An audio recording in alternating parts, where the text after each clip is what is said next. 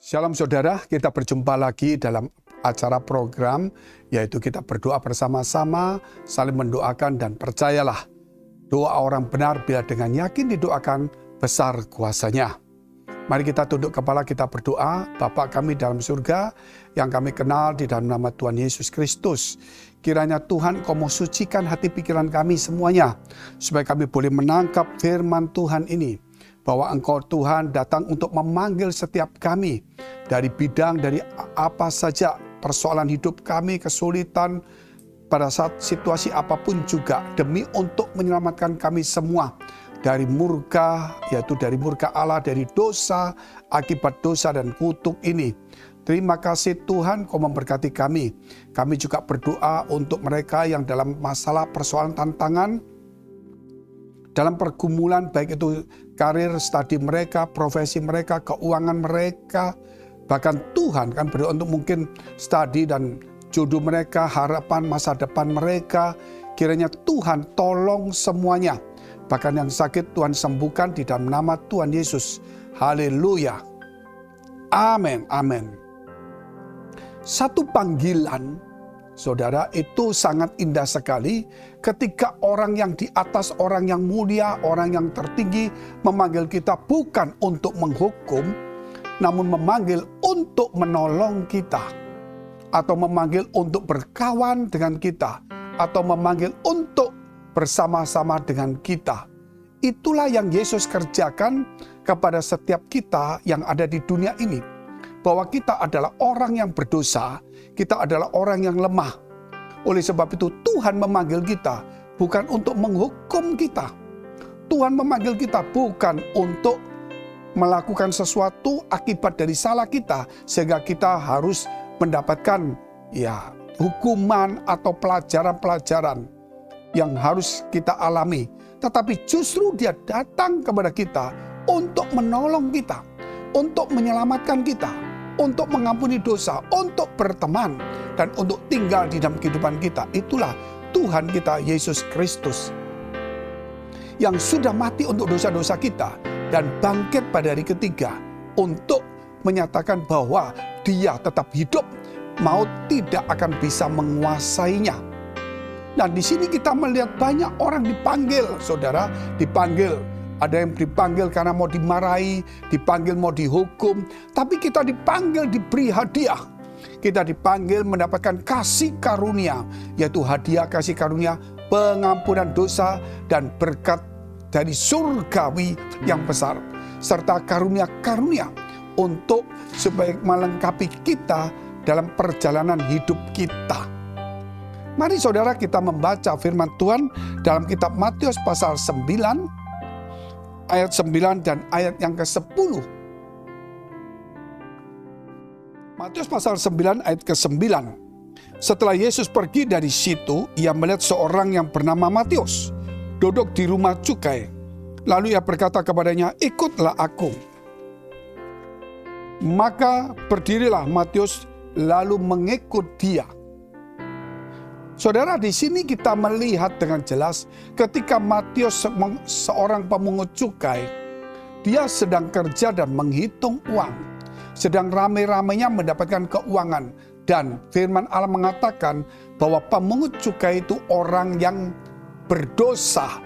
Dianggap suka menindas orang, menagih lebih, dan lain-lain, tentunya ada hal yang tidak baik lainnya.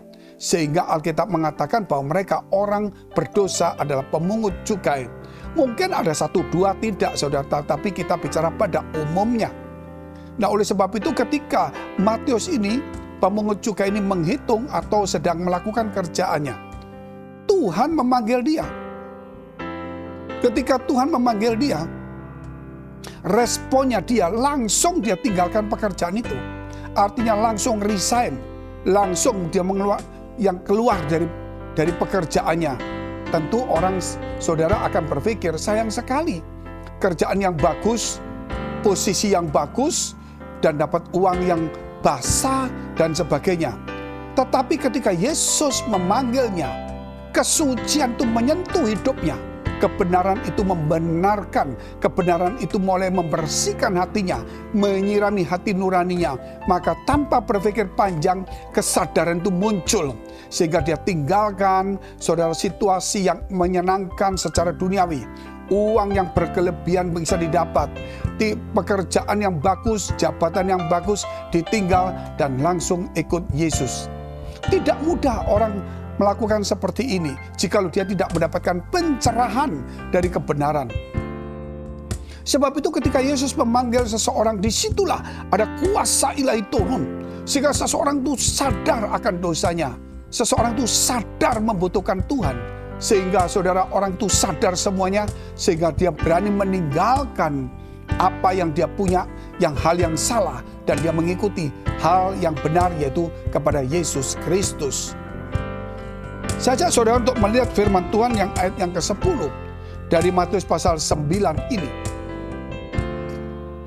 Kemudian ketika Yesus makan di rumah Matius, datanglah banyak pemungut cukai dan orang berdosa dan makan bersama-sama dengan dia dan murid-muridnya.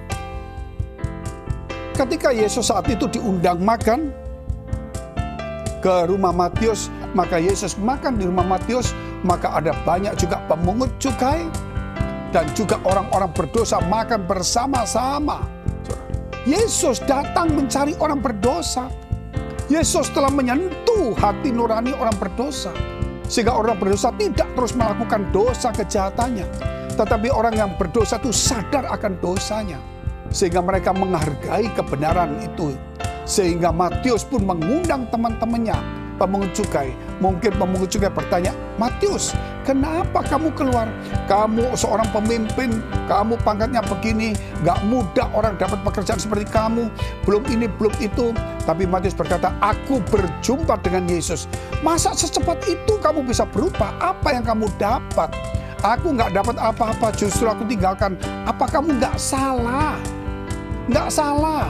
Apa untungnya ikut ini? Kamu susah, kamu akan tinggalkan pekerjaan, gak mungkin dapat lagi pekerjaan seperti itu, dan sebagainya. Tetapi Matius tidak. Aku sudah sadar dan aku yakin bahwa hidupku sebenarnya seperti ini.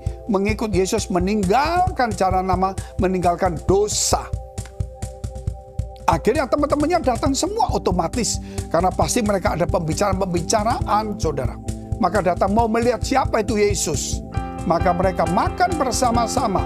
Disitulah waktu makan bersama dengan pemungut cukai, saya yakin banyak sekali mereka mengalami kesadaran.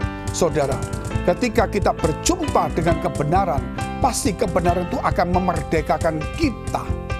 Sebab itu kita tidak boleh jemu-jemu untuk membaca firman Allah yang adalah kebenaran. Jikalau seseorang sudah tidak menyukai lagi kebenaran atau firman Allah, maka hidupnya pelan-pelan akan menjadi gelap. Sedangkan dari gelap Matius menjadi terang, jangan sampai kita terang menjadi gelap, saudara. Jangan sampai Matius itu yang sudah jadi rasul Tuhan, kemudian kita murid Tuhan menjadi Matius duniawi, pemungut cukai. Saudara, kalau saya melihat begitu banyak manusia di dunia ini yang hidupnya masih terikat oleh kesenangan dunia, keinginan dunia, pangkat, jabatan, uang, suap menyuap, suka menindas dan mencari keuntungan gelap, itu terlalu banyak. Dan hampir saudara semuanya inilah kejahatan dunia. Kalau boleh dikatakan di zamannya Nuh, itu kejahatan sudah sampai di hadapan Allah. Tetapi zaman sekarang ini saya melihat kejahatan itu juga sudah sampai di hadapan Allah. Kalau di zaman dahulu, di zamannya Nuh, maka banjir itu atau air bah itu datang. Maka Tuhan memberitahu kepada Nuh bahwa tidak akan ada lagi banjir. Maka diberikanlah tanda pelangi sebagai perjanjian Tuhan dengan Nuh bahwa dia tidak akan membunuh seluruh umat manusia melalui banjir. Tetapi akan datang yaitu karena api atau pengangkatan atau hukuman dari Tuhan. Dan inilah waktunya ketika kejahatan manusia mulai meningkat.